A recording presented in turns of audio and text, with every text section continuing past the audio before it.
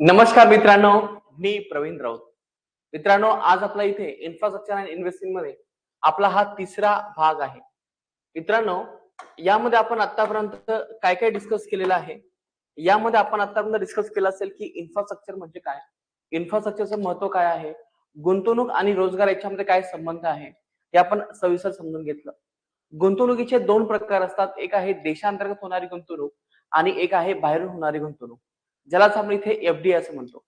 तर मित्रांनो, काल आपण एफडीआय म्हणजे काय, एफडीआय चे वैशिष्ट्य कोणकोणते असतात, कंपॅरिझन काय आहे दोन्हीमध्ये, हे आपण सविस्तर डिस्कस केलं असेल. तर मित्रांनो, आज आपण पहिल्या 5 मिनिटांमध्ये 10 मिनिटांमध्ये रिकॅप घेऊन आपण एफडीआय आणि पीपीपी मॉडेल याच्यावरती डिस्कशन करणार आहोत. तर चला तर आपण आपल्या टॉपिकला सुरुवात करतोय, एफडीआय आणि पीपीपी मॉडेल. तर मित्रांनो, ऑलरेडी आपण हे दोन टॉपिक इथे एकत्र डिस्कस करत आहोत. ऑलरेडी आपण आतापर्यंत मेनच्या परीक्षेमध्ये 4 पॉइंट डिस्कस केलेले आहेत. आज आपण मूलभूत पायाभूत सुविधा आणि गुंतवणूक याच्यावरती आपण इथे डिस्कशन करत आहोत. यामध्ये आपण काही प्रश्न सोडवण्याचा प्रयत्न केलेला आहे. याच्यामध्ये आपण इन्फ्रास्ट्रक्चरचे दोन प्रकार बघितले. प्रामुख्याने दोन प्रकार आहेत, सामाजिक पायाभूत सुविधा आणि आर्थिक पायाभूत सुविधा. त्याची काय पायाभूत सुविधा आहे, इन्फ्रास्ट्रक्चर आहे, यालाच आपण इथे growth engine of our country असं म्हटलेलं आहे. म्हणजे फक्त भारत नाही तर कोणत्याही देशासाठी पायाभूत सुविधा जेवढा जास्त विकसित असतील मित्रांनो, तेवढं त्या देशाचा विकास हा नेहमी जास्त होतो. तर मग हे पायाभूत सुविधा ज्या आहेत ते समजून घेणं खूप महत्वाचं होतं. तर या दृष्टिकोनातून आपण काही महत्वपूर्ण 6 डायमेन्शन्स तयार केले, जसं की पायाभूत सुविधा असणारी आवश्यकता, महत्व, परिणाम, पायाभूत सुविधा आणि आर्थिक विकास काय संबंध आहे, नंतर भारतामध्ये स्थिती काय आहे आणि सुधारणा करण्याची कोणकोणती आवश्यकता आहे. तर हे बेसिक डायमेन्शन आपण मागच्या लेक्चरमध्ये आपण इथे समजून घेतलेले आहे. मी तुम्हाला बिहारची केस स्टडी सांगितली असेल, नंतर अमेरिका आणि चायनाची तुम्हाला मी केस स्टडी सांगितलेली आहे. याचबरोबर यांचा संबंध कसा असतो, विकास आणि पायाभूत सुविधा कसा संबंध आहे, या डायग्राम मध्ये आपण इथे सांगितलं असेल. आणि जर समजा पायाभूत सुविधा नसेल तर कशा प्रकारचं एक विशियस सायकल तयार होते. तर ही सुद्धा सायकल आपण मागच्या लेक्चरमध्ये समजून घेतली असेल. मित्रांनो, याचबरोबर आपण खासगी गुंतवणूक आणि सरकारी गुंतवणूक यापैकी सर्वात जास्त महत्वाची कोणती गुंतवणूक आहे याच्यावरती काल आपण सविस्तर डिस्कशन केलं होतं. नंतर आपल्या देशामध्ये गुंतवणूक आणि रोजगार याच्यामध्ये काय संबंध आहे किंवा देशामध्ये गुंतवणुकी संदर्भात काय स्थिती आपण ही समजून घेतली. देशामध्ये बहुतेक वेळेस जे काही गुंतवणूक झालेली आहे ती खूप कमी आहे. आणि जर देशाचा जर चीन सारखा विकास करायचा असेल, देशाला जर विकसित देश बनायचा असेल, तर यासाठी आपल्याला गुंतवणूक वाढवावी लागेल. गुंतवणूक का वाढवायची, कारण की आपल्याला पायाभूत सुविधा ज्या आहेत त्या मोठ्या प्रमाणामध्ये वाढवायच्या आहेत. तर अशा प्रकारचं हे सगळं एकमेकांना इथे लिंक आहे. तर आपण हे सगळं काल डिस्कस केलं असेल मित्रांनो. त्याच्यानंतर आपण लक्षात घेतलं की गुंतवणूक आणि रोजगारामध्ये काय संबंध आहे. जेव्हा अर्थव्यवस्थेमध्ये 1 लाखामध्ये किती रोजगार निर्माण होतात किंवा एखाद्या गुंतवणुकीमुळे किती रोजगार निर्माण होतात, याच कन्सेप्टला आपण या ठिकाणी म्हटलेलं आहे एम्प्लॉयमेंट इलास्टिसिटी ऑफ इन्व्हेस्टमेंट. तर ही संकल्पना महत्वपूर्ण आहे, समजून घ्या. एम्प्लॉयमेंट इलास्टिसिटी ऑफ इन्व्हेस्टमेंट, ज्याच्यामध्ये कृषीमध्ये सर्वात जास्त इलास्टिसिटी आहे इन्व्हेस्टमेंटची, कारण की तिथून मोठ्या प्रमाणामध्ये इथे रोजगार निर्माण होऊ शकतात. तर आपण हे इथे सविस्तर डिस्कशन घेतलं असेल. आता यामध्ये आपण फॉरेन इन्व्हेस्टमेंट आणि डोमेस्टिक इन्व्हेस्टमेंट याचा आपण फरक लक्षात घेतला, याचं काय महत्व आहे आपण हे लक्षात घेतलं. आणि कालच्या लेक्चरमध्ये आपण एफडीआय पासून सुरुवात केली आहे. तर मित्रांनो, एफडीआय म्हणजे काय आणि त्याची का आवश्यकता आहे, याचे उपाय कोणकोणते असतील हे आपण काल बघितलं. तर जेव्हा तुम्ही एफडीआय जेव्हा लक्षात घेता, तर मुळात आपल्याला व्यवहार तोड म्हणजे बॅलन्स ऑफ पेमेंट समजून घ्यावं लागेल. त्याचे दोन प्रकार असतात, चालू खाते आणि भांडवली खाते. त्याच्यामध्ये भांडवली खात्यामध्ये 3 गोष्टी आहेत, कर्ज, गुंतवणूक आणि इतर. गुंतवणूक ही 2 प्रकारची आहे, प्रत्यक्ष गुंतवणूक आणि एक आहे अप्रत्यक्ष गुंतवणूक. प्रत्यक्ष गुंतवणूक यालाच आपण इथे डायरेक्ट इन्व्हेस्टमेंट असं म्हणतो. अप्रत्यक्ष म्हणजे in direct investment. Direct investment याला आपण इथे डायरेक्टली एफडीआय असं म्हटलेलं आहे. आणि जे काही इनडायरेक्ट इन्व्हेस्टमेंट आहे याचे दोन नावं आहेत, फॉरेन इनडायरेक्ट इन्व्हेस्टमेंट आणि दुसरं आहे फॉरेन इन्स्टिट्यूशनल इन्व्हेस्टमेंट. लक्षात घ्या मित्रांनो, सध्या आरबीआयने फॉरेन इनडायरेक्ट इन्व्हेस्टमेंट किंवा फॉरेन इन्स्टिट्यूशनल इन्व्हेस्टमेंट याचा शब्दप्रयोग न करता आता एक नवीन शब्दप्रयोग आपल्याला सांगण्यात आलेला आहे. हा शब्द आहे फॉरेन पोर्टफोलिओ इन्व्हेस्टमेंट म्हणजे एफपीआय. तर एफपीआय काय आहे मित्रांनो, जर समजा ही इन्व्हेस्टमेंट जी येणारी इन्व्हेस्टमेंट 10% पेक्षा जर कमी असेल तर याला आपण या ठिकाणी इथे एफपीआय असं म्हटलेलं आहे. आणि जर समजा येणारी इन्व्हेस्टमेंट ही 10% पेक्षा जर जास्त असेल तर याला आपण या ठिकाणी इथे एफडी असं म्हटलेलं आहे. तर दोन गोष्टी मित्रांनो इथे समजून घ्या. आता यामध्ये आपल्याला समजून घ्यायचं मित्रांनो की फरक काय आहे. जेव्हा एखादा व्यक्ती डायरेक्टली भारतामध्ये येतो आणि जी इन्व्हेस्टमेंट तो नेहमी त्या कंपनीच्या भांडवलाच्या किंवा इन्व्हेस्टमेंटच्या 10% पेक्षा जास्त करतो, तर त्याला आपण इथे एफडी असं म्हणतो. परंतु जर समजा एखादा इनडायरेक्ट इन्व्हेस्टर म्हणजे स्वतः तो जॉन नावाचा व्यक्ती भारतामध्ये न येता कोणत्या तरी इन्स्टिट्यूशनच्या माध्यमातून जेव्हा तो भारतामध्ये येतो आणि इन्व्हेस्टमेंट करतो, यालाच आपण या ठिकाणी एफपीआय फॉरेन पोर्टफोलिओ इन्व्हेस्टमेंट असं म्हटलंय. आरबीआयच्या डेफिनेशन नुसार ही इन्व्हेस्टमेंट 10% पेक्षा कमी असणं अपेक्षित असते. आता तुम्हाला प्रश्न पडला असेल की सर याच्यामध्ये काय होणार आहे. मित्रांनो, एफडीआय जेव्हा भारतामध्ये येते तेव्हा मोठ्या प्रमाणामध्ये त्यांना इथे मालकी मिळत असते. मालकी मिळाल्यानंतर ते मोठ्या प्रमाणामध्ये त्या कंपनीचा फायदा व्हावा यासाठी नवीन नवीन तंत्रज्ञान घेऊन येतात, कौशल्य घेऊन येतात, नवीन नवीन आयडियाज त्या ठिकाणी ते सांगत असतात. जेणेकरून या कंपनीचा जर फायदा झाला असेल तर नक्कीच यांचाही इथे फायदा होईल, हा तो उद्देश असतो. म्हणून लक्षात घ्या, देशासाठी कोणती इन्व्हेस्टमेंट ही चांगली आहे मित्रांनो. तर भारतासाठी नेहमी एफडीआय नावाची जी इन्व्हेस्टमेंट आहे ती सदैव चांगली आहे. कारण की या एफडीआय मुळे मोठ्या प्रमाणामध्ये देशामध्ये काय होते, पैसा येतो, देशामध्ये स्थिरता वाढते, देशामध्ये मोठ्या प्रमाणामध्ये कौशल्य वाढते, देशामध्ये रोजगार वाढतात आणि विशेषतः ही इन्व्हेस्टमेंट जी आहे ती लॉंग टर्म इन्व्हेस्टमेंट आहे. परंतु जेव्हा तुम्ही इथे एफपीआय हा शब्द जेव्हा उच्चार करता, तर एफपीआय ही इन्व्हेस्टमेंट कशी आहे, तर एकदम अस्थिर आहे. याला आपण इथे व्होलटाईल इन्व्हेस्टमेंट असं म्हटलं, की ज्या इन्व्हेस्टमेंटचा देशाला फायदा होत नाही. कारण की जर सहज मार्केटमध्ये इन्स्टेबिलिटी आली तर ही इन्व्हेस्टमेंट लगेच निघून जाते. तर हे अशा प्रकारचं आपण इथे वर्णन जे आहे ते कालच्या सेशनमध्ये आपण समजून घेतलं. आणि मित्रांनो, याचबरोबर तुम्हाला मी सांगितलं की प्रत्यक्ष परकीय गुंतवणूक आणि अप्रत्यक्ष परकीय गुंतवणूक यामध्ये फरक स्पष्ट करा. हा तुम्हाला इथे प्रश्न विचारला जाऊ शकतो. तर मित्रांनो, याचा मी तुम्हाला एक डिफरन्स सांगतो म्हणजे तुम्हाला एक्झाम मध्ये हे आणखीन चांगलं लिहिता येईल. तर चला तर आपण आता याचा डिफरन्स लिहून घेऊयात.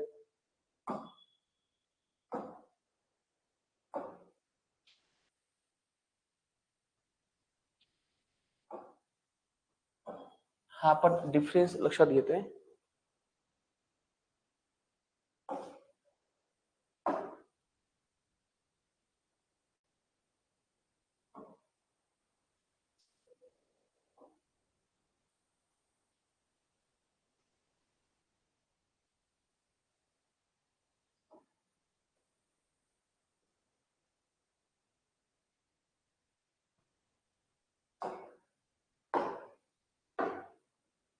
तर याच्यामध्ये आपण इथे लक्षात घेऊयात एफडीआय आणि इथे जो कॉलम असेल तो आहे आपल्या या ठिकाणी इथे एफपीआय फॉरेन पोर्टफोलिओ इन्व्हेस्टमेंट.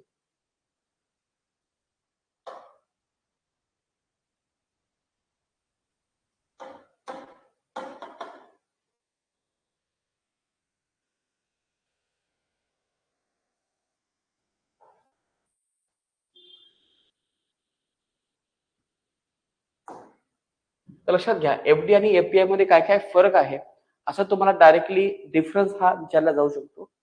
तर एफडीआयचा इथे अर्थ सांगा. एफडीआय म्हणजे आहे व्याख्या प्रत्यक्ष परकीय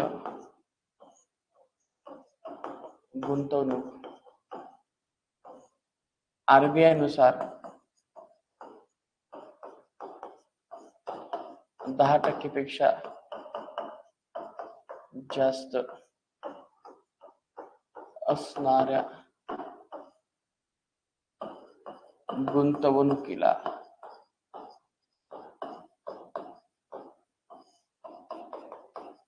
एफडीआय म्हणतात. तर प्रत्यक्ष परकीय गुंतवणूक म्हणजे आरबीआय नुसार 10% पेक्षा जास्त असणाऱ्या गुंतवणुकीला एफडीआय असं म्हणतात. तर इथे काय सांगता येईल इथे मित्रांनो, याचा अर्थ हा होतो इथे की 10% कमी गुंतवणूक असणाऱ्या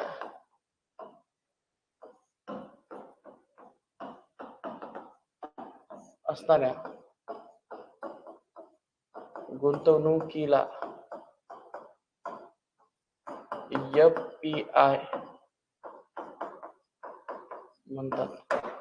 तर ह्या दोन टर्म लक्षात घ्या. आता याच्यानंतर पुढचा जो काही वाक्य आहे याचा लॉंग फॉर्म काय आहे, तर एफडीआयचा जो काही लॉंग फॉर्म आहे तो अशा प्रकारचा आहे, फॉरेन डायरेक्ट इन्व्हेस्टमेंट. हे लक्षात घ्या.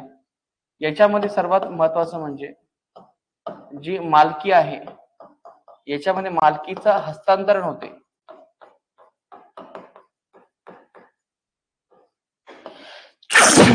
सॉरी, याच्यामध्ये एफपीआय मध्ये कोणत्याही प्रकारचं मालकीचं हस्तांतरण होत नाही. एफडीआय येत असताना एफडीआय ही स्थिर व दीर्घकालीन आहे. एफडीआय ही स्थिर व दीर्घकालीन आहे. एफडीआय मुळे देशाचा आर्थिक विकास वाढतो, आर्थिक विकास होतो.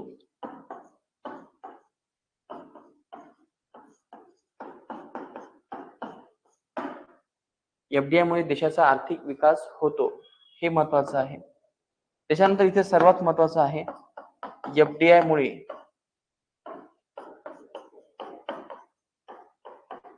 रोजगार वाढतात, गरिबी कमी होते आणि याचबरोबर राहणीमानाचा दर्जा सुधारतो. तर बेसिकली मित्रांनो, तुम्हाला हा प्रश्न 10 मार्काला असेल तर त्यामध्ये तुम्ही हे 6 ते 7 पॉईंट दिले तरी चालतील. अशा पद्धतीने एवढं तुम्हाला महत्वाचं आहे, जास्त आणखी इलॅबोरेशन करण्याची गरज नाही. जे तुम्हाला लिहिता येऊ शकतं तेच मी तुम्हाला सांगितलं. मांडायचं असलं आपण खूप काही मांडू शकतो. याच्यामध्ये लक्षात घ्या, दुसरं काय आहे, फॉरेन पोर्टफोलिओ इन्व्हेस्टमेंट असा याचा अर्थ आहे. नंतर याच्यामध्ये मालकीचे हस्तांतरण होत नाही, जे आपण काल बघितलं, मालकी हस्तांतरण होत नाही. त्याच्यानंतर एफपीआय ही सर्वात अस्थिर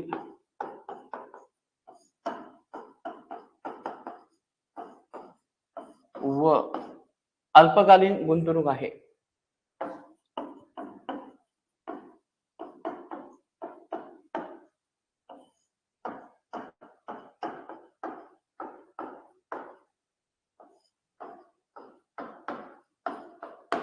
अल्पकालीन गुंतवणूक आहे.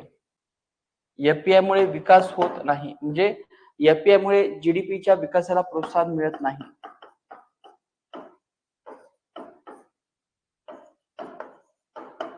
देशाचा विकास संबंध नाही आणि याचबरोबर रोजगार, गरिबी आणि राहणीमान दर्जा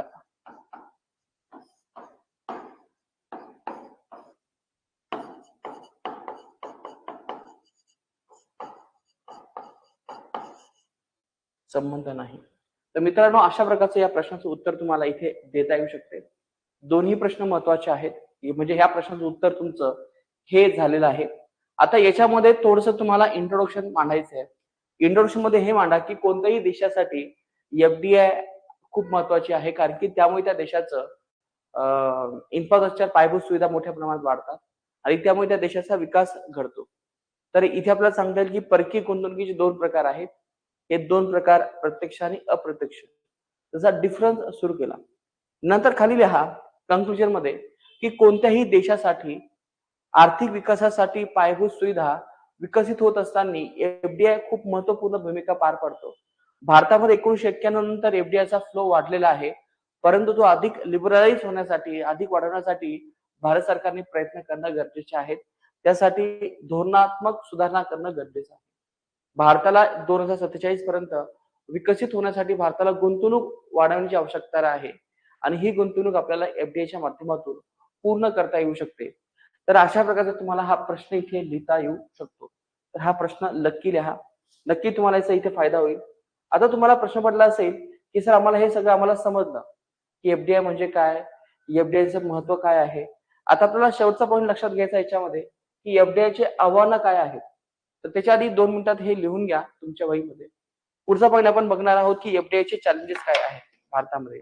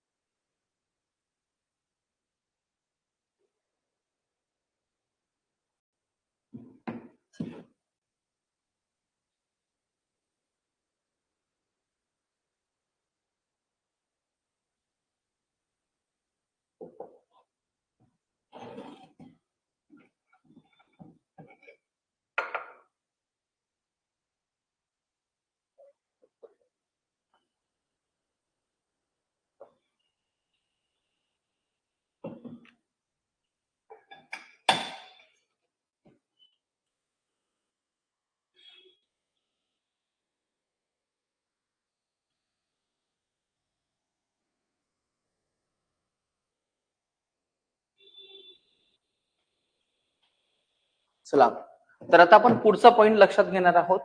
पुढचा पॉइंट आहे भारतामध्ये असणारे एफडीआयची असलेले समस्या. एफडीआय संदर्भात असणारे आव्हाने.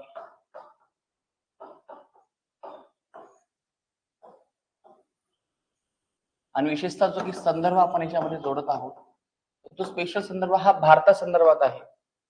तर याच्यामध्ये सर्वात महत्वाचं आहे की भारतामध्ये प्रशासकीय अडचण आहे. कारण की मोठ्या प्रमाणामध्ये आपल्याला इथे परवानगी घ्यावी लागते. मोठ्या प्रमाणामध्ये जे काही पॉलिसीज आहेत अजून त्या एवढ्या क्लिअर नाहीयेत. म्हणजे आपण मोठ्या प्रमाणामध्ये आपण प्रत्येक क्षेत्रामध्ये एफडीआयला परवानगी देतो असं अजिबात नाहीये. याच्यामध्ये नियामक आणि धोरणात्मक जटिलता आहे. नियामक आणि धोरणात्मक जटिलता आहे. म्हणजे जे काही नियम आहेत ते खूप कॉम्प्लिकेटेड आहेत. काही देशामध्ये आपण एफडीआय खूप स्वस्तामध्ये घेत असतो, काही मध्ये आपण घेत नाही. आणि विशेषतः आपल्याकडे जे काही एफडीआय येते त्याच्यावरती आपण कोणत्याही प्रकारचं इथे कन्व्हर्टिबिलिटी आपण ठेवलेली नाहीये. त्याला आपण फुल कन्व्हर्टिबिलिटी असं म्हणतो. तर त्या जोगी आपण ठेवू शकलो नाही. आणि यामुळे आपल्या देशामध्ये एफडीआय जेव्हा येत असते तेव्हा त्यांना खूप साऱ्या गोष्टींचा कॉम्प्लेक्सिटीचा त्यांना सामना करावा लागतो. नियामक आणि धोरणात्मक जटिलता जी आहे ती खूप जास्त आहे. कॉम्प्लेक्सिटी जी आहे ती सध्या जास्त आहे. ते आपल्याला पाहायला मिळते. नंबर 2 आहे प्रशासकीय अडचणी. म्हणजे जे काही ऍडमिनिस्ट्रेशन आहे ते तुम्हाला पटपट परवानगी देत नाही. प्रशासकीय अडचणी आणि दिरंगाई आणि नोकरशाहीतील दिरंगाई. म्हणजे तुमचं कामच होत नाही जोपर्यंत पैसे दिले जात नाही तोपर्यंत. नोकरशाहीतील दिरंगाई, तर ही सुद्धा खूप मोठी समस्या आहे. जे काही प्रोजेक्ट आहे ते भारतामध्ये आल्यानंतर एक एक 2-2 वर्ष लागतो तो प्रोजेक्ट सुरू व्हायला. पण हीच कंडिशन दुसऱ्या देशामध्ये तसं नाहीये. लगेच ते सगळे प्रोजेक्ट तिथे काय करतात स्टार्ट करत असतात. हा त्यांचा तो प्लस पॉइंट आहे. नंतर आपल्याला सांगता येईल की भारतामध्ये पायाभूत सुविधांची एवढी हे नाहीये, सुविधा नाहीये. म्हणजे पायाभूत सुविधांची कमतरता आहे. हा आपला मोठा प्रॉब्लेम आहे. सुविधांची कमतरता आहे. मोठ्या प्रमाणामध्ये आपण त्यांना देऊ शकत नाही. त्याच्यानंतर जे काही एफडी आलेली आहे तर त्यांना भारतामध्ये कुशल मनुष्यबळाची आवश्यकता आहे, पण ती त्यांना मोठ्या प्रमाणात मिळू शकत नाही. कुशल मनुष्यबळाचा अभाव,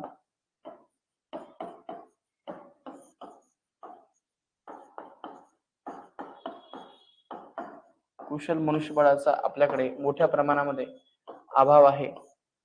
त्याच्यानंतर आपल्या लक्षात येते की भारतामध्ये भ्रष्टाचार आणि मोठ्या प्रमाणामध्ये प्रशासकीय समस्या आहेत. कारण की एक वाक्यता दिसत नाही. प्रोजेक्ट मुद्दामून डिले केले जातात. अनेक त्यांच्यावरती सँक्शन लावले जातात. प्रशासकीय समस्या आहे, भ्रष्टाचार आहे. यामुळे प्रोजेक्ट काही पुढे जातच नाही. त्याच्यानंतर इथे आपल्याला सांगता येऊ शकते मित्रांनो, भारतामध्ये राष्ट्रीय सुरक्षा आणि धोरणात्मक विचार करणं गरजेचं आहे. कारण की काही वेळेस जी काही गुंतवणूक येते, जर ती पाकिस्तानमधून जर आली तर ती कदाचित आपल्याकडे धोकादायक आणि देशाच्या सुरक्षेला धोका निर्माण होऊ शकतो. इसलिए आपण राष्ट्रीय सुरक्षा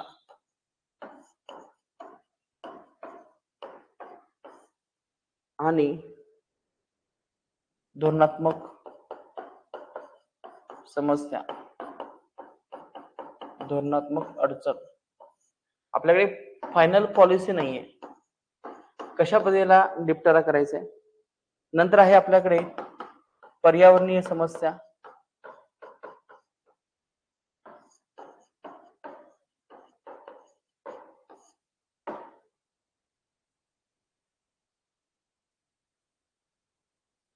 पर्यावरणीय समस्या आहे, कायदेशीर आणि न्यायालयीन आव्हान,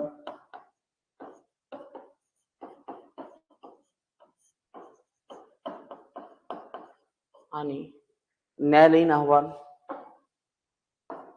न्यायालयीन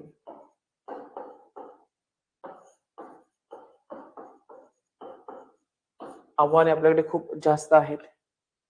नंतर सर्वात महत्वाचं म्हणजे आपल्याकडे जागतिक अनिश्चितता आहे. म्हणजे जसं की आपण बघतो की सध्या डोनाल्ड ट्रम्प मोठ्या प्रमाणामध्ये एक प्रोटेक्शनिझम पॉलिसी तयार करतायत. यामुळे भारतामध्ये गुंतवणूक येण्यासाठी खूप सारे अडथळे तयार होत आहेत.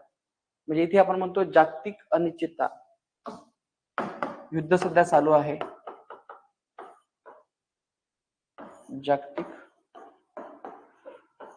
अनिश्चितता. तर हे सध्या आव्हान आहेत भारतामध्ये, की ज्यामुळे भारतामध्ये एफडीआय येऊ शकत नाही. आता याच्यावरती उपाय काय येऊ शकतात, तर ते सुद्धा आपल्या इथे समजून घेणं गरजेचं आहे, की एफडीआय भारतामध्ये वाढावी. भारतामध्ये एफडीआयला प्रोत्साहन देण्यासाठी कोणकोणते उपाय होऊ शकतात, तर हा सुद्धा पॉईंट इथे आपल्याला लक्षात घेणं गरजेचं आहे. त्याच्या आधी हे पॉईंट लक्षात लिहून घ्या मित्रांनो. महत्वाचे 8 पॉईंट, महत्वाचे 9 पॉईंट की जे तुम्हाला इथे आव्हाने होऊ शकतात.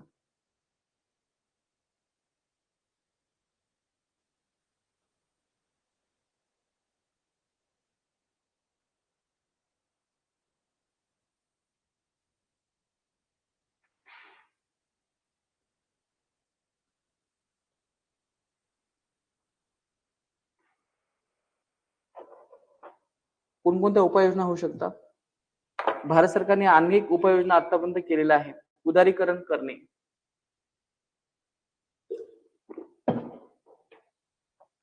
भारतामध्ये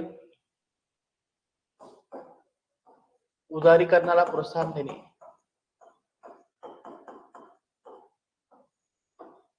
हा बेस्ट ऑप्शन आहे. भारतामध्ये उदारीकरणाला प्रोत्साहन देणे, भारतामध्ये ऑटोमॅटिक रूटला जास्त प्रोत्साहन देणे, त्याला आपण इथे स्वयं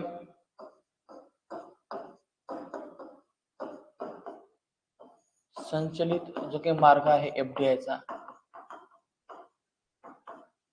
याच्यामध्ये मोठ्या प्रमाणात वाढ करणे गरजेचं आहे आपल्यासाठी. चला आणखीन सांगा काय काय होऊ शकते. तुम्ही थोडासा विचार करा. इव्हन जे काही सेक्टरल गॅप आहे तो आपल्याला वाढवायला हवा. म्हणजे मोठ्या प्रमाणामध्ये वेगळ्या क्षेत्रामध्ये एफडीआयला मान्यता द्यायला हवी. वेगवेगळ्या क्षेत्रात एफडीआयला 100% मान्यता आपल्याला द्यायला हवी. जर ती देऊ शकलो तर देशामध्ये एफडीआय वाढेल. जसं की आता आपण विमा क्षेत्रामध्ये जे काही 74% जी एफडीआय होती, तर त्याच्यामध्ये आपण आता जो काही कॅप आहे तो वाढवला असेल. आता तो 100% हा एवढा कॅप आहे. म्हणजे विमा क्षेत्रामध्ये जसे आपण बदल केले असतील 74% पासून 100% पर्यंत, तसे ऑलमोस्ट वेगळ्या क्षेत्रामध्ये आपल्याला हा जो काही कॅप आहे तो इथे आपल्याला वाढवणं गरजेचं आहे. भारतामध्ये जो काही इज ऑफ डुईंग बिझनेस आहे तो वाढवणं गरजेचं आहे. तो सध्या कमी आहे. तसं मागच्या 10 वर्षामध्ये खूप सारी इम्प्रुव्हमेंट झालेली आहे, परंतु याच्यापेक्षा आपल्याला जास्त इम्प्रुव्हमेंटची अपेक्षा आहे. भारतात ईज ऑफ डुईंग बिझनेस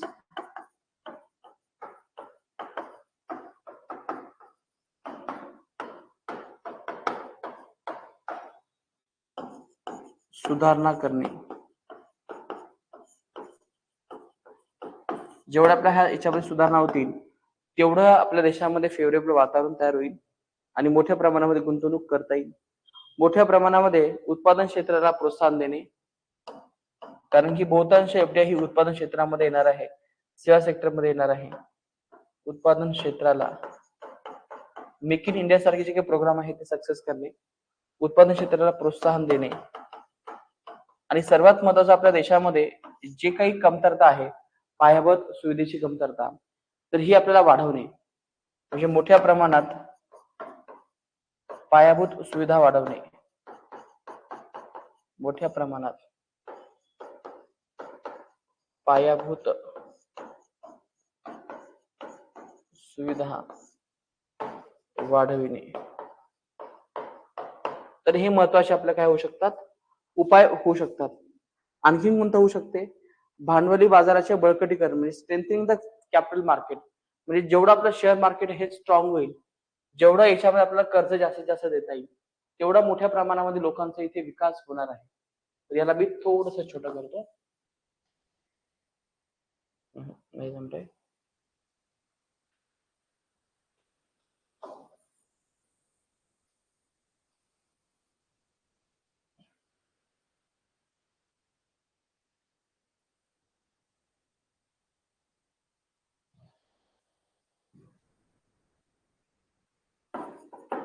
येस, काही इथे आपला पॉइंट असा असेल, भांडवली बाजाराचे बळकटीकरण करणे,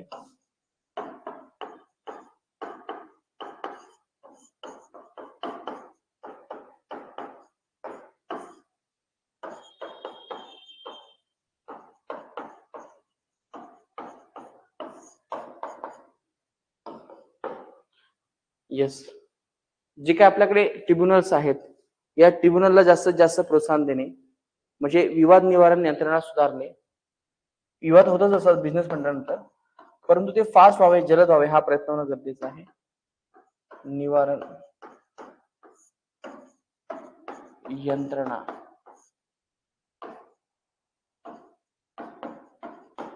सुधारणे. नंतर देशामध्ये पारदर्शकता आणि विश्वासार्हता वाढवणे.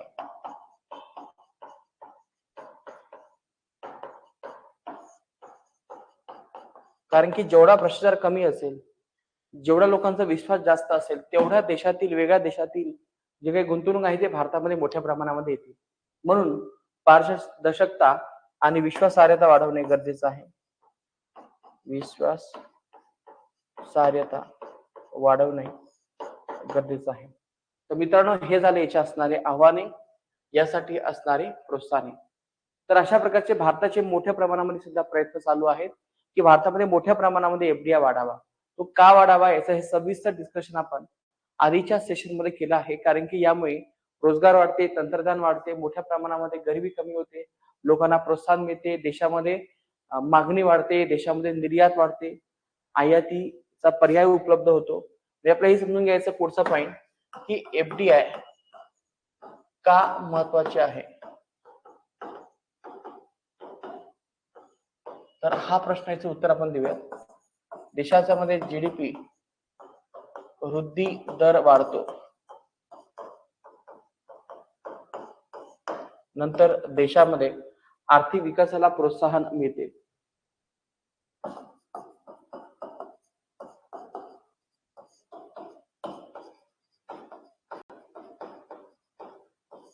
आर्थिक विकासाला मोठ्या प्रमाणामध्ये प्रोत्साहन मिळते.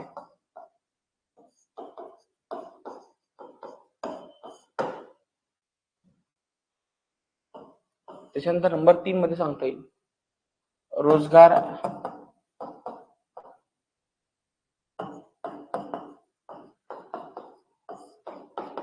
वाढतो, गरिबी कमी होते, राहणीमानाचा जो काही दर्जा आहे लोकांचा, हा दर्जा सुद्धा मोठ्या प्रमाणामध्ये वाढतो. बघा एवढे छान इम्पॅक्ट होतात.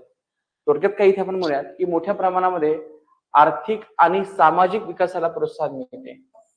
मी ऍड करतो आर्थिक आणि सामाजिक विकासाला प्रोत्साहन मिळते, हे जरा जास्त महत्वाचं आहे. याचबरोबर देशामध्ये एफडीआय मध्ये निर्यात जी आहे ती वाढते, निर्यात वाढते. देशामध्ये परकीय गंगाजळी आहे ती वाढते, कारण की बाहेरचा पैसा आपल्या देशात आलेला आहे. म्हणजे देशामध्ये जे काही फॉरेक्स आहे तो आपल्या देशामध्ये वाढतो, फॉरेक्स वाढतो, मोठ्या प्रमाणामध्ये वाढतो. रुपयाची घसरण जी आहे ती घसरण थांबते.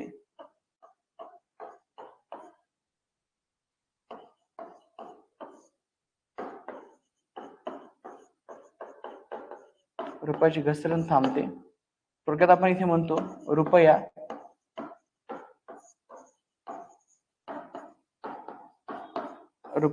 वधारतो. रुपयाची घसरण थांबते, रुपया वधारतो, हा याचा फायदा होईल. आणि लक्षात घ्या जेवढी देशामध्ये एफडीआय येईल तेवढेही देशामध्ये गुंतवणूक वाढेल. म्हणजे देशांतर्गत गुंतवणूक सुद्धा वाढेल, देशांतर्गत गुंतवणुकीला सुद्धा प्रोत्साहन मिळेल.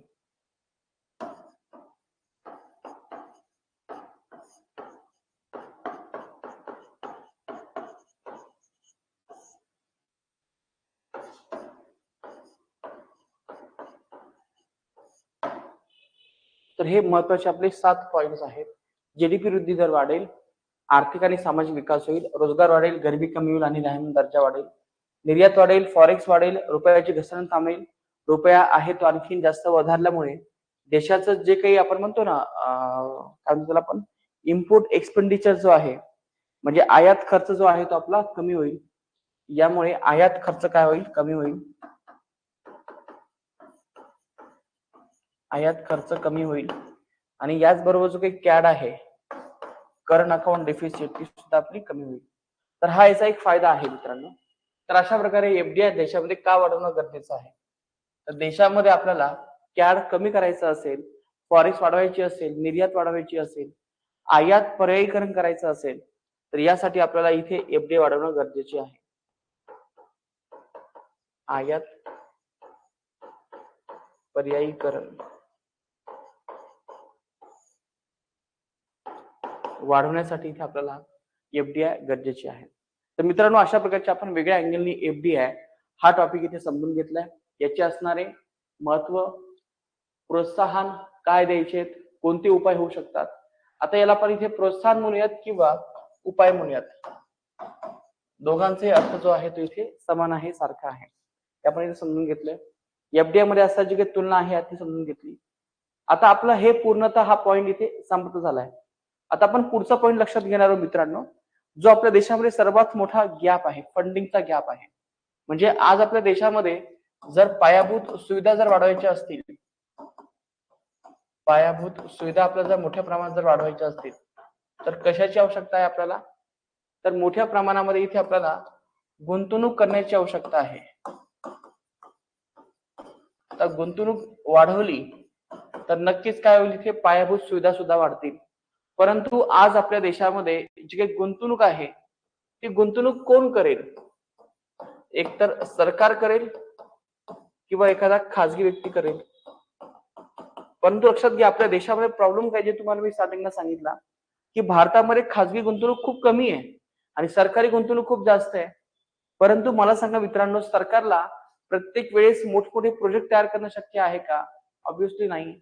सरकारकडे एवढा पैसा बी नाहीये की सरकार प्रत्येक ठिकाणी स्वतःहून इन्व्हेस्टमेंट करेल. मग अशा वेळेस मित्रांनो या गुंतवणुकीचा आणखी एक मॉडेल या ठिकाणी इथे तयार झालेला आहे.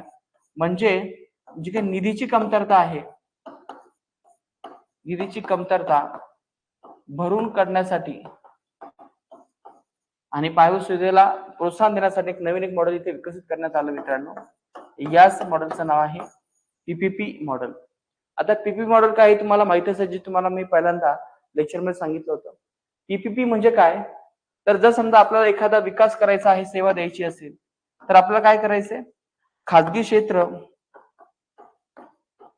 आणि सार्वजनिक क्षेत्र या दोघांना इथे एकत्र आणायचं आणि त्यांच्या माध्यमातून आपला हा प्रोजेक्ट पूर्ण करायचा. यालाच या ठिकाणी ते म्हणतो पीपीपी मॉडेल.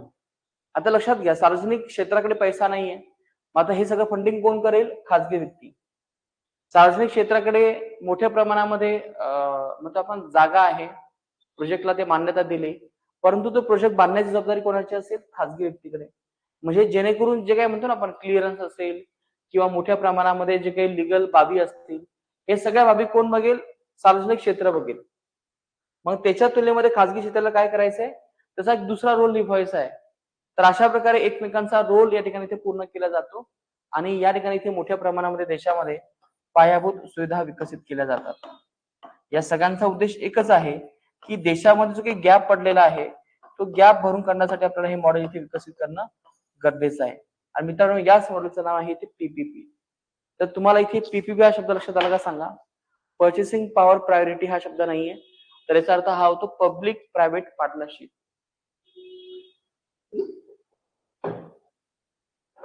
म्हणजे आपल्याला देशामध्ये जास्तीत जास्त पीपीपी ला प्रोत्साहन देऊन जे काही सरकारी प्रोजेक्ट आहे ते आपल्याला पूर्ण करायचे. आता एक तुम्हाला मी उदाहरण सांगतो म्हणजे लक्षात येईल. बघा, समजा मला एक रस्ता बांधायचा आहे.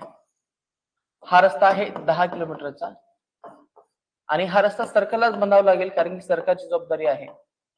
पण सरकारकडे कोणत्याही प्रकारचा पैसा नाहीये. आता सरकारकडे पैसा नाही पण रस्ता बांधणं आवश्यक आहे. मग अशा वेळेस काय केलं जातं हे लक्षात घ्या. या ठिकाणी इथे सरकार काय करते? तर सरकार सांगते की मला 10 किलोमीटरचा हा रस्ता बांधायचा आहे. मला हा रस्ता कोण बांधून देतो? परंतु यामध्ये पैसा मी सरकार म्हणजे कोणत्या व्यक्तीला देणार नाही. तुम्हाला तो बांधायचा आहे आणि तुम्हाला तो पैसा वसूल करायचा. सरकार फक्त तुम्हाला ती जमीन उपलब्ध करून देणार आहे. ही जमीन तुम्हाला उपलब्ध करून दिली जाईल. मग अशा वेळेस सरकार म्हणते की कोणाला बांधायचं आहे, कोण इंटरेस्टेड आहे. तर या ठिकाणी टाटा नावाची कंपनी जी आहे ती पुढे येते आणि म्हणते की हा जो प्रोजेक्ट आहे ते मी 10 कोटी मध्ये बांधेल. मग अशा वेळेस सरकार जे आहे ते टाटाला कॉन्ट्रॅक्ट देते. टाटा जे आहे ते 10 किलोमीटर जो काही रस्ता आहे ते बांधत आहे. आणि परंतु हा 10 कोटी जो काही पैसा लागलेला आपल्याला, आता हा वसूल कोण करणार? सरकार देणार का पैसा? नाही. कारण की पीपीपी मॉडेल मध्ये लक्षात घ्या मित्रांनो, पैसा जो आहे, जी गुंतवणूक आहे, ही गुंतवणूक कधीही सरकार करत नाही. तर गुंतवणूक नेहमी कोण करते? तर एखादा खाजगी व्यक्ती करत असतो. आता लक्षात घ्या, या खाजगी व्यक्तीने इथे 10 कोटी रुपये गुंतवणूक केली, म्हणजे टाटा नावाच्या कंपनीने 10 कोटी इन्व्हेस्टमेंट केली. मग अशा वेळेस हा पैसा काय उभा केला जातो, वसूल केला जातो. यासाठी तुम्हाला काय इथे टोल नाका ही कन्सेप्ट तुम्हाला माहित असेल. ज्या काही गाड्या आहेत जिथून त्या पास होतात त्यासाठी तुम्हाला काहीतरी पैसे द्यावे लागतात. तर ही कन्सेप्ट म्हणजेच काय आहे? टोल नाका. तर मित्रांनो, टोल नाका जिथे तुम्ही टोल नाका बघता याचा अर्थ हा होतो की तिथे पीपीपी मॉडेल आहे आणि त्या पीपीपी मॉडेलमुळे मोठ्या प्रमाणामध्ये तिथे रस्ता तो बांधला गेला आणि आता बांधला गेल्यानंतर हा पैसा जो आहे तो टोल नाक्याच्या माध्यमातून तो वसूल केला जातो. तर मित्रांनो, हे तुमचं एका प्रकारचं एक पीपीपी मॉडेल आहे. लक्षात घ्या मित्रांनो, पीपीपी मॉडेल मध्ये गुंतवणूक कोण करत असतो? खाजगी व्यक्ती करत असतो साधारणपणे. कधी कधी सरकार सुद्धा करू शकते. परंतु लक्षात घ्या, हा रस्ता जो आहे तो सरकारने या टाटा कंपनीला बांधायला दिला, पण याची जी मालकी आहे ही मालकी कोणाकडे असणार? तर नेहमी लक्षात घ्या मित्रांनो, मालकी कधीही आणि कोणत्याही वेळेस बहुतांश मालकी ही हस्तांतरित केली जात नाही. म्हणजे मालकी जी आहे पीपीपी मॉडेल मध्ये हस्तांतरित केली जात नाही. हस्तांतरित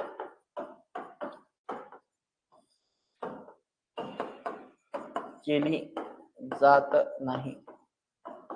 जी मालकी आहे मित्रांनो ती सरकारचीच राहते. कधी कधी असं होऊ शकतं की तात्पुरती मालकी जी आहे ती संबंधित कंपनीला दिली जाऊ शकते, पण जसा तो पैसा वसूल झाला तसा तो पैसा झाल्यानंतर सरकारकडे ती परत हस्तांतरित केली जाऊ शकते. तर मित्रांनो, अशा प्रकारचे याचे दोन महत्वाचे वैशिष्ट्य आहे. पीपीपी मध्ये सरकार गुंतवणूक करत नाही, तर खाजगी व्यक्ती गुंतवणूक करतो. मालकी जी आहे ती कधी हस्तांतरित केली जात नाही, ती नेहमी सरकारच्या बाजूची असते. हे लक्षात द्या. आता आपल्याला समजून घ्यायचं मित्रांनो, जे काही पीपीपी हे जे काही मॉडेल आहे याचे किती प्रकार आहेत. पीपीपीचे आणखी 3 प्रकार आपण समजून घेऊयात.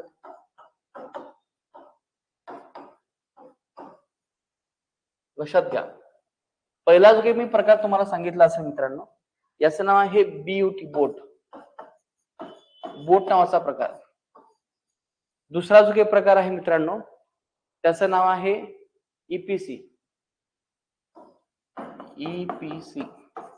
आणि तिसरा प्रोजेक्ट आहे याचं नाव आहे ham. HAM.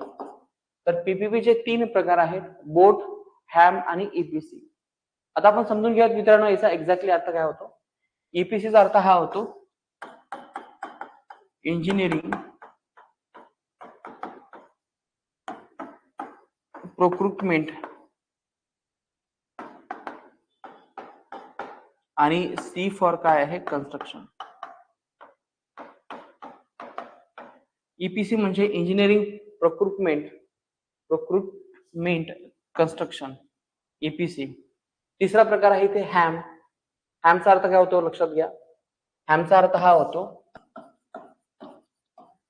Hybrid annuity, MODEL, hybrid annuity model म्हणजेच हॅम. आता हे काय आहे ते बघूयात आपण. त्याच्या आधी बीओटीचा प्रकार बघा काय आहे.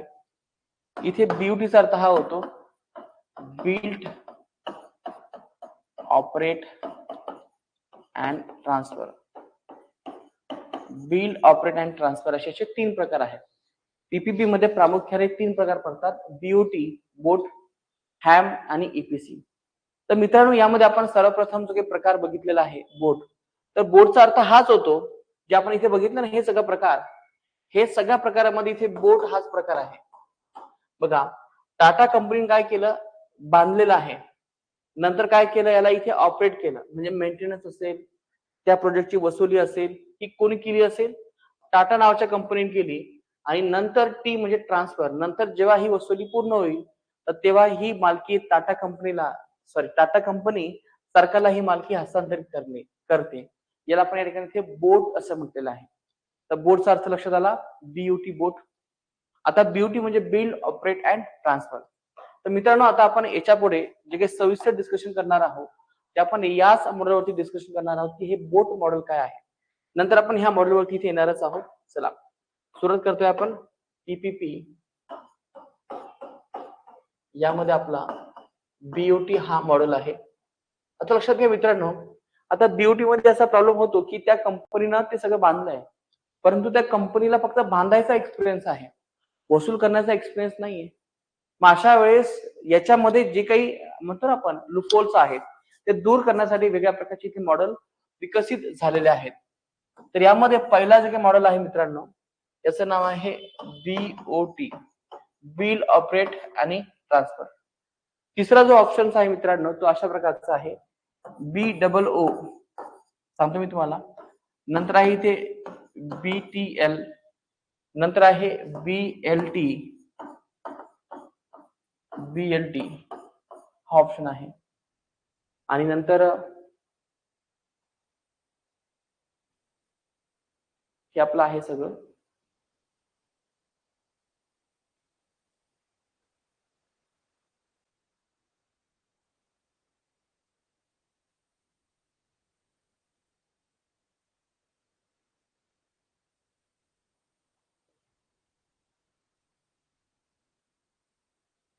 BOT, build, operate and transfer, जे आपण इथे लक्षात घेतोय. आता यामध्ये लक्षात घ्या कोणकोणते मॉडेल्स आहेत. BOO हे ऑप्शन आहे, बूट हा एक ऑप्शन आहे, BOLT हा ऑप्शन आहे, BLT आणि BTL. चला आता हे ऑप्शन इथे आपण ऍड करूयात. BOLT, बोल्ट, त्याच्यानंतर आहे बूट.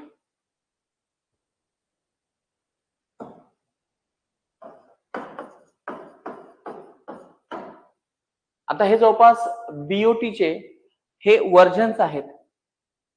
बीओटी, BTL, BLT, बोल्ट आणि बूट. आता हे सगळे वर्जन मी तुम्हाला सांगण्याआधी आधी याचे आपण इथे लॉंग फॉर्म लक्षात घेऊयात म्हणजे तुम्हाला हे करताना थोडस लक्षात येईल.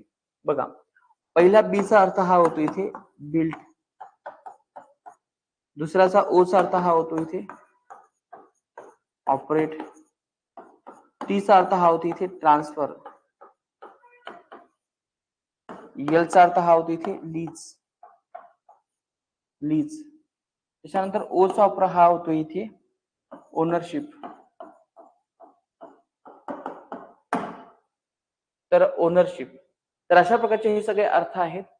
आता एक तुम्हाला मी उदाहरण देतो म्हणजे लक्षात येईल. सर्वप्रथम आपण इथे उदाहरण घेणार आहोत बोटचं, बीओटी बोट.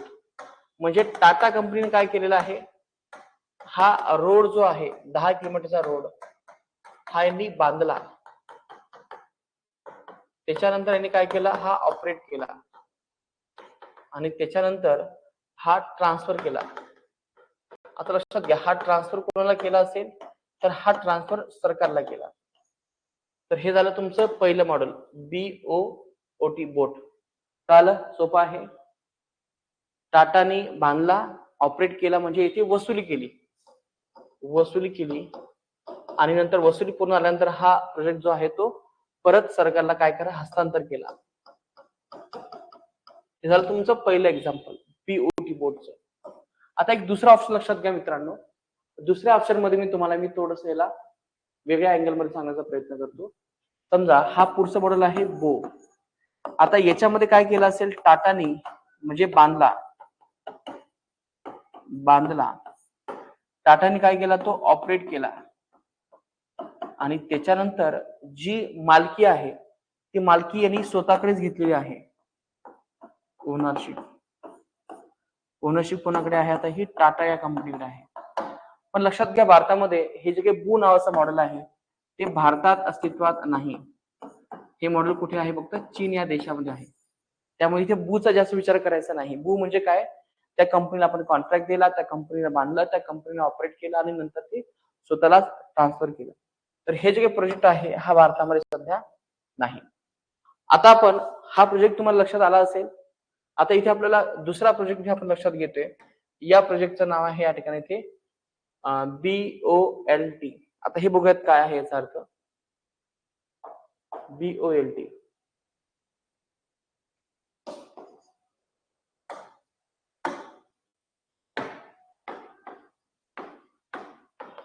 आता या मॉडेल मध्ये बघा काय होते, बिल्ट जे आहे ते कोणी केलं असेल, टाटा नावाच्या कंपनीने केलेलं आहे. त्याच्यानंतर लक्षात घ्या मित्रांनो, ऑपरेट कोणी केलेलं आहे. आता याच्यामध्ये बघा ऑपरेट जे आहे हे ऑपरेट कोणी केलं असेल, हे टाटा नावाच्या कंपनीने ऑपरेट केलेलं आहे. परंतु टाटा नावाच्या कंपनीला हे काही जमलं नाही. मग टाटा नावाच्या कंपनीचे काही कॉन्ट्रॅक्ट जे आहे, म्हणजे वसुलीचे जे काही कॉन्ट्रॅक्ट आहे ते कोणाला दिलं असेल, तर हे दिलं असेल रिलायन्स नावाच्या कंपनीला. आणि मग त्याच्यानंतर लक्षात घ्या मित्रांनो, रिलायन्स नावाच्या कंपनीने परत टाटाला हे प्रोजेक्ट जो आहे तो ट्रान्सफर केला आणि त्याच्यानंतर टाटा नावाने जे काही ट्रान्सफर केला असेल तो सरकारला परत त्यांना देऊन टाकला. म्हणजे याच्यामध्ये ह्या टाटाला काही जमलं नाही वसूल करायला, म्हणून त्यांनी तो प्रोजेक्ट रिलायन्स कंपनीला दिला आणि रिलायन्स कंपनी वसुली झाल्यानंतर हा प्रोजेक्ट कोणाला परत ट्रान्सफर केला, टाटाला केला. आता याच्यामध्ये काय आहे मित्रांनो, यांनी टाटाने रिलायन्सला काय केलं, इथे लीज वरती दिलेलं आहे. लीज म्हणजे काय, फक्त भाड्याने दिले आणि जेव्हा भाडं पूर्ण होईल त्यांचं तेव्हा त्यांना तो प्रोजेक्ट त्यांना परत दिला जाईल. तर हा तुमचा इथे बोल्ट हा मॉडेल आहे. त्याच्यानंतर लक्षात घ्या मित्रांनो, बीटीएलचा अर्थ हाच होतो. बीटीएल म्हणजे काय होतं की समजा हा बिल्ड जो काही केला असेल तो टाटा नावाच्या कंपनीने केलेला आहे, परंतु या टाटा नावाच्या कंपनी काय स्वतःला काही वसुली करता येत नाही. यांनी काय केलं असेल, हा ट्रान्सफर केला की बाबा मला काही जमत नाही, हा ट्रान्सफर सरकारला केला. त्याच्यानंतर सरकारने काय केलं, एबीसी नावाची जी कंपनी आहे त्याला काय केलं, ट्रान्सफर केला. कशासाठी, लीज केला. जेणेकरून हे सरकारला काही जमत नाही, बाबा तुम्ही वसूल करून द्या, आम्हाला बघू यांना काय पैसा द्यायचा. हे तुमचं बीटीएल मॉडेल आहे. बीटीएल मॉडेल मध्ये बी म्हणजे टाटाने बिल्ड केलंय, सरकारकडे त्यानंतर ट्रान्सफर केलं, नंतर ते सरकारने काय केलं असेल, एबीसी नावाच्या कंपनीला दिलं लीज वरती आणि नंतर एबीसीने काय केलंय ना, पैसा दिला. आणि जेव्हा त्यांचं कॉन्ट्रॅक्ट संपलं तेव्हा ते तुमचा रस्ता जो आहे तो परत सरकारच्या मालकीचा आहे. सरकारच्या मालकीचा जो काही पैसा आहे तो त्यांना मिळाला. अशा प्रकारचा कॉन्ट्रॅक्ट इथे समाप्त होतो. लक्षात घ्या मित्रांनो, पीपीपी म्हणजे ओनरशिप ट्रान्सफर असा अर्थ होत नाही, परमनंट ओनरशिप ट्रान्सफर नाही. तर काही काळापुरती या ठिकाणी इथे तुमची मेंबरशिप आहे, ओनरशिप आहे ती ट्रान्सफर होऊ शकते.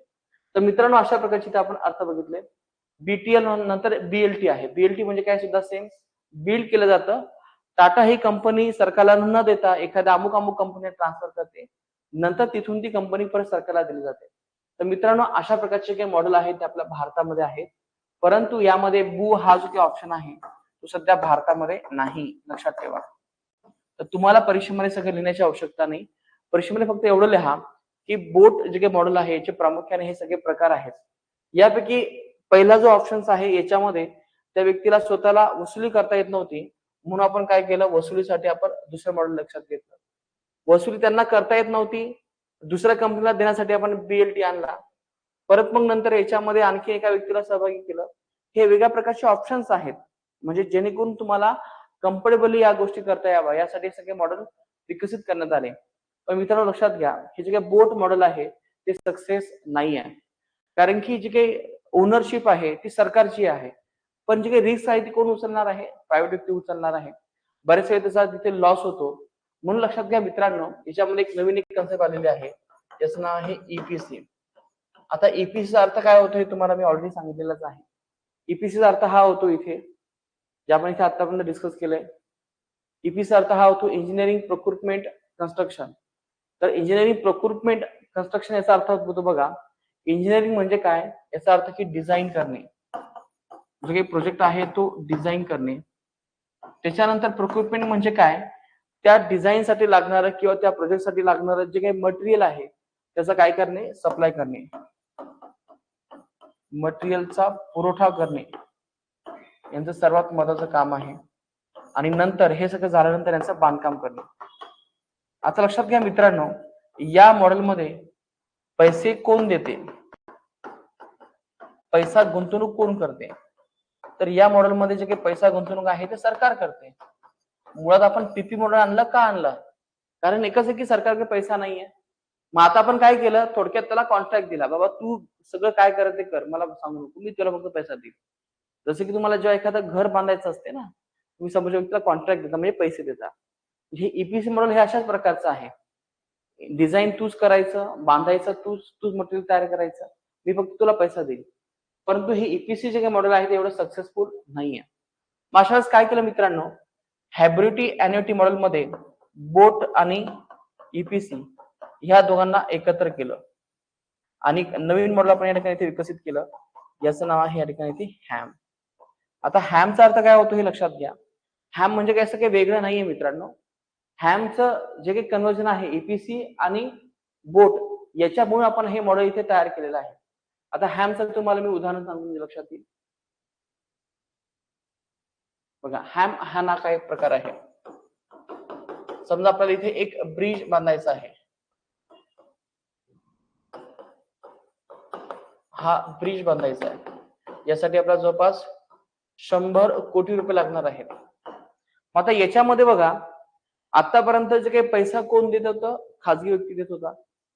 सगळं जे काही रिस्क आहे ते कोण घेत होता, खाजगी व्यक्ती घेत होता. परंतु आता ह्या ब्रिज बांधण्यासाठी जे काही मॉडेल विकसित करण्यात आलेलं आहे ते आहे 60-40. म्हणजे या ब्रिज साठी लागणारा जो काही पैसा असेल हे 60% एखादा खाजगी व्यक्ती देईल आणि 40% जो काही पैसा आहे तो कोण देईल, सरकार देईल. म्हणजे आता याच्यामध्ये जे रिस्क शेअरिंग आहे याला आपण काय म्हणतो, गुंतवणूक असेल, त्याच्यानंतर रिस्क शेअरिंग असेल,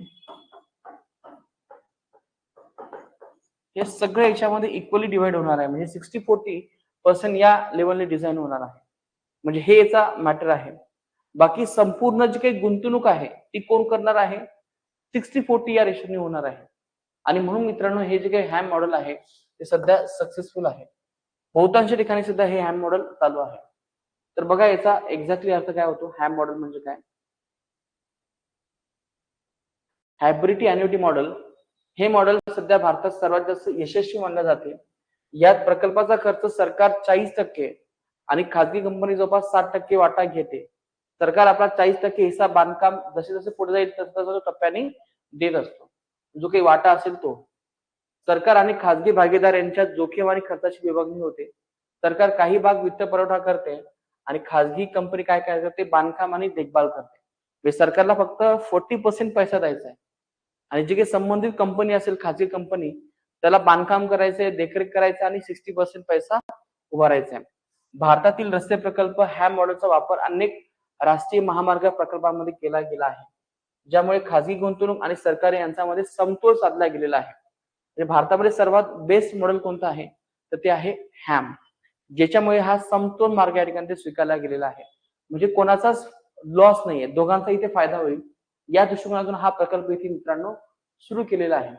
तर ईपीसी आपण समजून घेतलंय. यामध्ये खाजगी कंपनी इंजिनिअरिंग साहित्य खरेदी आणि बांधकाम करते, परंतु प्रकल्पात गुंतवणूक सरकार करते. हे मॉडेल भारतात फार यशस्वी झाले नाही, कारण सरकारलाच खर्च करावा लागतो. तर हे ते आपल्याला इथे कारण सांगता येऊ शकते. म्हणजे प्रोक्युरमेंट आणि यांनी केलेलं आहे सरकारने, तर त्यामुळे हे कधी यशस्वी होऊ शकलं नाही, कारण की सरकारकडे पैसा नाही आणि यामुळे हे पीपी मॉडेल इथे डेव्हलप झालेलं आहे. एक मॉडेल असं होऊ शकते की सरकारनेच रस्ते बांधले, मग आता सरकारनेच डिझाईन करायचं, सरकारनेच मटेरियल तयार करायचं, सरकारनेच मटेरियल जमवायचं आणि ते बांधायचं. तर हे खूप कठीण होऊ शकते. तर या दृष्टिकोनातून इथे आपल्याला इथे पीपी मॉडेल इथे बेस्ट आहे असं आपल्याला इथे सांगता येईल. तर अशा प्रकारे इथे मित्रांनो आपण इथे पीपी मॉडेल जे आहे इथे डिस्कस केलेलं आहे. आता आपण पुढच्या पॉईंटवरती लक्षात घेऊयात की पीपी म्हणजे काय, तिचे फायदे काय आणि तोटे काय आहेत.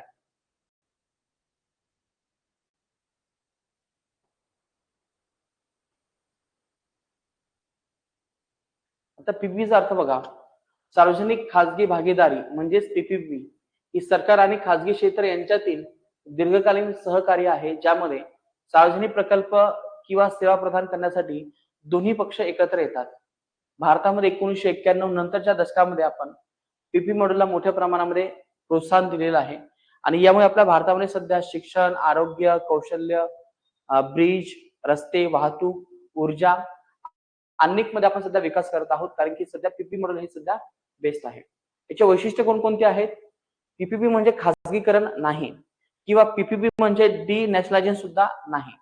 डिनॅशनलायझेशन मध्ये जी ओनरशिप आहे मित्रांनो ती ट्रान्सफर केली जाते, परंतु पीपीपी मध्ये कधीही सरकारची ओनरशिप ही ट्रान्सफर केली जात नाही. याला आपण इथे प्रायव्हेटायझेशन असं म्हणू शकतो किंवा याला आपण इथे डिसइन्व्हेस्टमेंट असं म्हणू शकतो, परंतु याला आपल्या इथे डिनॅशनलायझेशन म्हणता येणार नाही. नंतर हा जो काही करार आहे तो फक्त काही दिवसांसाठी नाही, तर हा दीर्घकालीन करार आहे. 15 ते 30 वर्षांसाठी हा करार असतो. याच्यामध्ये रिस्क शेअरिंग केली जाते. प्रायव्हेट सेक्टर मध्ये असणारे जे काही एक्सपर्टाईज आहे किंवा जे काही त्यांच्याकडे स्किल आहे, जी त्यांच्याकडे गुंतवणूक आहे, जे त्यांच्याकडे तंत्रज्ञान आहे, ते तंत्र आपल्याला इथे मिळू शकते. आणि विशेषतः आपण याच्यावरती फोकस करू शकतो की काय करायचं, आपल्याला फक्त घर बांधायचं. मग ते घर बांधायचं असताना ते सामान कुठून आणायचं काही महत्वाचं नाही. फक्त आपल्याला ते याच्या सर्व्हिसवरती फोकस करता येऊ शकते. परफॉर्मन्स बेस्ड पेमेंट आहे. म्हणजे जसं तुमचं काम झालं तसं आपण हे पेमेंट देत असतो. असेस्ट ओनरशिप आहे. म्हणजे हे सगळं करून सुद्धा ओनरशिप जी आहे ती सरकारची राहणार आहे. एवढंच नाही तर त्या प्रोजेक्टवरती सरकारचं रेग्युलेशन आणि मॉनिटरिंग सुद्धा या ठिकाणी ते राहणार आहे. तर मित्रांनो अशा प्रकारचं आपलं हे पीपीपी मॉडेल आहे. आता याचं महत्व काय मित्रांनो, यामुळे मोठमोठे जे काही सुविधा प्रकल्प आहेत, पायाभूत सुविधा प्रकल्प आहेत, ते बांधले जातात. यामुळे मोठ्या प्रमाणामध्ये आपल्या देशामध्ये एफडीआय आकर्षित होते. सरकारचा जो काही खर्च आहे तो कमी होतो. सेवांचा दर्जा सुधारतो. देशामध्ये डिजिटल इंडिया आणि स्मार्ट सिटी नावाचे काही प्रोग्राम आहेत, ते खूप जास्त मोठ्या प्रमाणामध्ये विकसित होऊ शकतात. कारण की इथे आपण जो काही फोकस आहे, म्हणजे सरकारला आता इथे पेन किंवा एखादं उत्पादन तयार करण्याची गरज नाही. आता सेवा काय करते, म्हणजे सरकार काय करते, तुम्हाला तुमचं जीवन वाढावं, कल्याण व्हावं यासाठी प्रयत्न करते. आता उत्पादन करण्यामध्ये किंवा बांधकाम करण्यामध्ये ते इन्व्हेस्टमेंट करत नाही स्वतःला. तर ती जबाबदारी त्या प्रायव्हेट व्यक्तीकडे दिली जाते. आता पीपीचे फायदे कोणकोणते आहेत? यामुळे तुमचा पैसा येतो, सरकारला पैसा देण्याची आवश्यकता नाही. कार्यक्षमता वाढते, वेळेवर तुमचे काम पूर्ण होतात. जोखमीचं हस्तांतरण होते, आंतरराष्ट्रीय गुंतवणूक वाढते, देशामध्ये नोकऱ्यांची निर्मिती होते आणि याच्यामध्ये जलद अंमलबजावणी होते. नंतर उत्तम गुणवत्ता प्राप्त होते, सेवा वाढतात. हे सगळ्याचे फायदे आहेत. पण याच्यामध्ये काही डिसएडव्हांटेज सुद्धा आहेत. आता हे डिसएडव्हांटेज कोणकोणते होऊ शकतात? एकदम जटिल प्रक्रिया आहे, कॉम्प्लेक्स कॉन्ट्रॅक्चुअल प्रोसेस आहे. थोडं जरी मागे पुढे जो काही क्लॉज आहे तो झाला तर सरकारचा किंवा समोरच्या व्यक्तीचा म्हणजे खाजगी व्यक्तीचा लॉस होऊ शकतो. तर त्यामुळे खाजगी व्यक्तीला याच्यामध्ये काही इंटरेस्ट नसतो.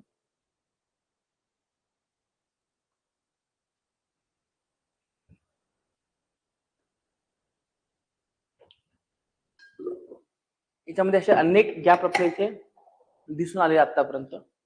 आता आपल्याला पुढचा पॉईंट लक्षात घ्यायचा आहे की या प्रोजेक्टसाठी लागणारा जो काही खर्च आहे तो खूप जास्त आहे, परंतु सरकारला काही करता येत नाही, कारण की त्या व्यक्तीने जर प्रॉफिट वाढवलेला आहे, कारण की रिस्क शेअरिंग सुद्धा तशा प्रकारची आहे.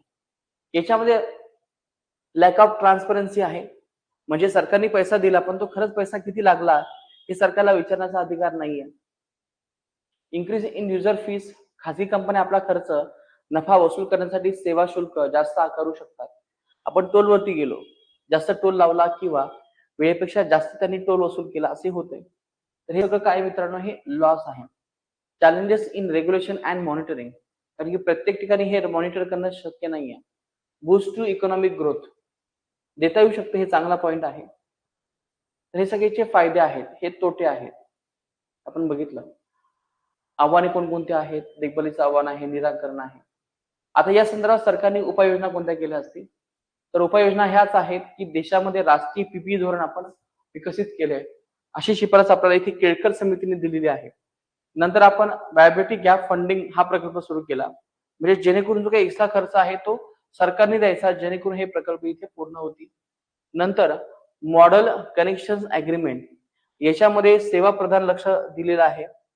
पीपीपीएसी म्हणजे केंद्रीय क्षेत्रातील पीपीपी प्रकल्पाचे मूल्यांकन आणि जोखीम व्यवस्थापनासाठी प्रयत्न करणे आणि त्यांना तशी मदत करणे.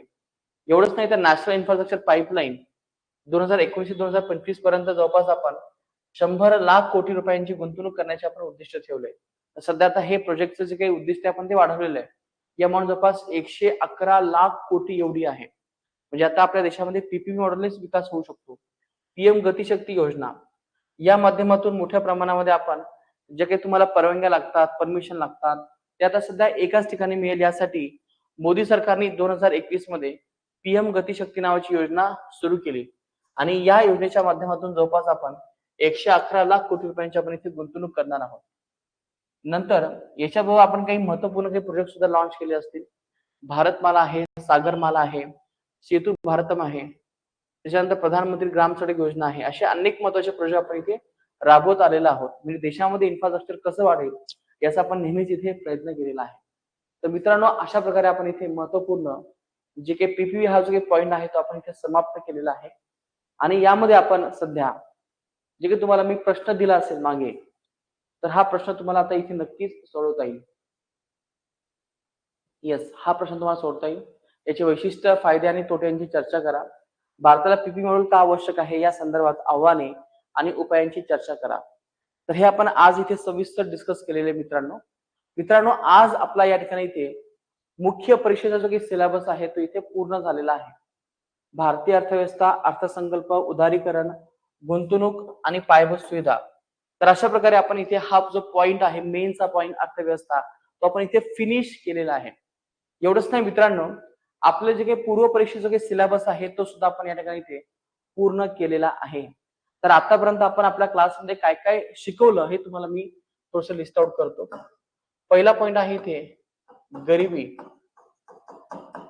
त्याच्यानंतर आहे बेरोजगारी, त्याच्यानंतर आहे पैसा, नंतर महागाई, त्याच्यानंतर बँकिंग, नंतर नियोजन,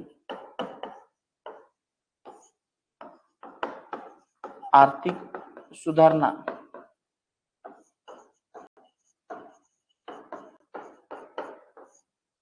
आर्थिक सुधारणा.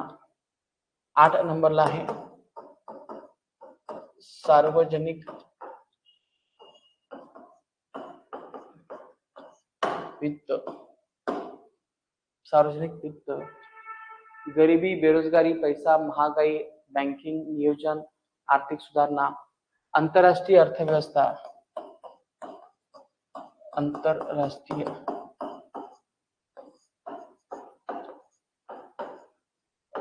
अर्थव्यवस्था, त्याच्यानंतर निर्देशांक, त्याच्यानंतर वृद्धी आणि विकास, वृद्धी आणि विकास. त्याच्यानंतर आपण क्षेत्र सुद्धा आपण डिस्कस केलेले आहे. येस. गरिबी, बेरोजगारी, पैसा, महागाई, बँकिंग, नियोजन, आर्थिक सुधारणा, सार्वजनिक वित्त, आंतरराष्ट्रीय अर्थव्यवस्था, निर्देशांक, वृद्धी आणि विकास. त्याच्यानंतर आहे क्षेत्र. त्याच्यानंतर आणखीन आपण काय डिस्कस केलेलं आहे, नियोजन झाले म्हणजे पंचवार्षिक योजना झाले, बँकिंग, आंतरराष्ट्रीय अर्थव्यवस्था, सार्वजनिक वित्त, आणि आता आपण जे काही कव्हर केलं असेल ते आहे पायाभूत सुविधा.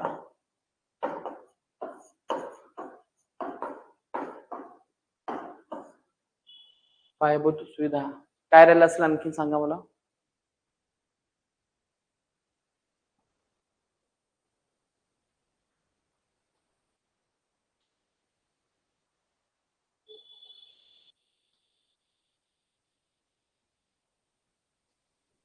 एक मिनिट फक्त.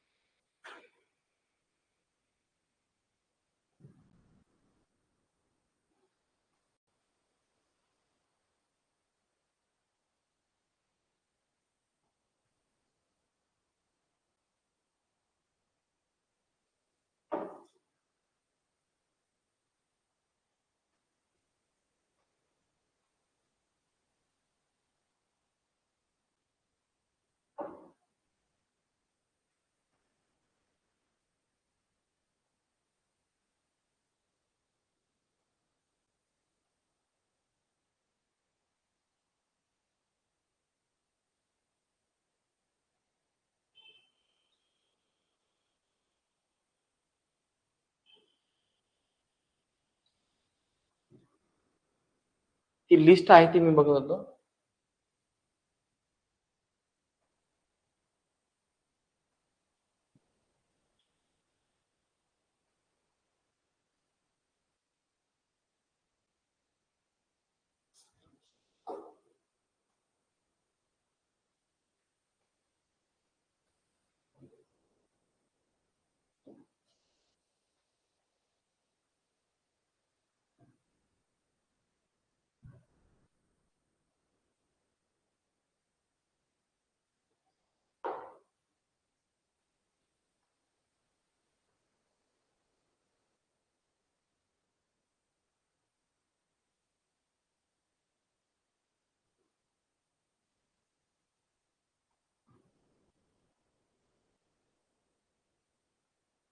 ठीक आहे. तर याच्यामध्ये आणखीन एक पॉइंट आहे, तो राहिला आपला इथे, तो आहे इथे राष्ट्रीय उत्पन्न.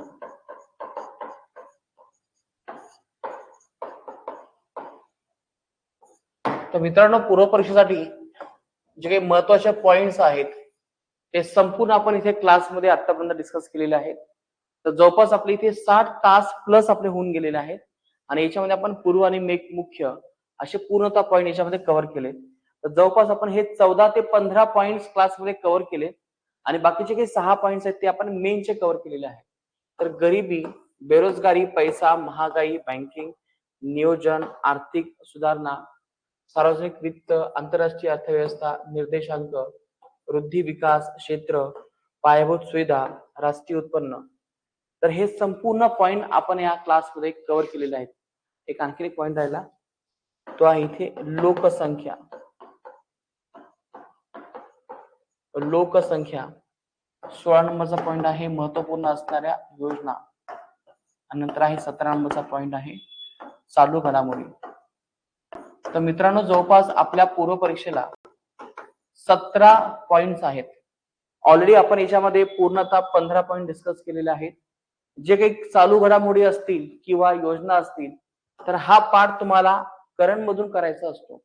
एवढंच नाही तर आपण आपल्या क्लासमध्ये जेव्हा कधी आपण रिव्हिजन सेशन घेणार आहोत भविष्यामध्ये, तर तेव्हा आपण योजना आणि चालू घडामोडी याच्यावर सुद्धा आपण सविस्तर अभ्यास करणार आहोत. तर इथे तुमचा आजच्या सेशन मध्ये अर्थव्यवस्था म्हणजे भारतीय अर्थव्यवस्था, भारतीय अर्थव्यवस्था याचा जो काही अभ्यासक्रम आहे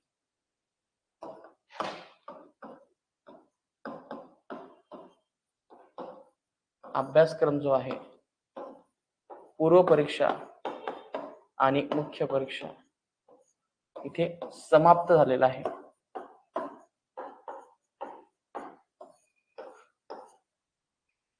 तर मित्रांनो, इथे आपला राज्यसेवेचा पूर्व आणि मुख्यचा जो काही सिलेबस आहे भारतीय अर्थव्यवस्था तो या ठिकाणी इथे समाप्त झालेला आहे.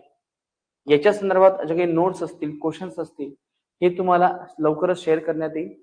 ऑलरेडी आपल्या पीपीटीज वगैरे तुम्हाला शेअर झालेल्याच आहेत, पण जे काही एक्स्ट्रा ऑर्डिनरी जे काही नोट्स आहेत जे तुम्हाला करणं गरजेचे आहेत ते तुम्ही इथे करू शकता. आता इथून पुढे तुम्ही काय करायचं, चालू घडामोडी करंट अफेअरची तयारी करायची आहे, आन्सर रायटिंग प्रॅक्टिस चांगली करायची आहे आणि तुम्हाला संदर्भात जे काही डाऊट असेल किंवा क्वेश्चन असेल, आन्सर रायटिंग असेल किंवा या इकॉनॉमी संदर्भात असेल, तर यासाठी तुम्ही मला इथे संपर्क करू शकता. हा माझा इथे मोबाईल नंबर आहे 8459026397. माझं नाव आहे प्रवीण राऊत. तुम्ही या नंबरवरती इथे मला संपर्क करू शकता, मला इथे तुम्ही मेसेज करू शकता. तर मित्रांनो, अशा प्रकारे आपण इथे पूर्व आणि मुख्य परीक्षेचा जो सिलेबस आहे तो इथे आपण समाप्त केलेला आहे. इथे आपला हा जो काही प्रवास आहे, पहिला टप्पा इथे आपला इथे समाप्त होतो. धन्यवाद. लवकरच आपण भेटूयात नवीन सेशनसह. Thank you so much.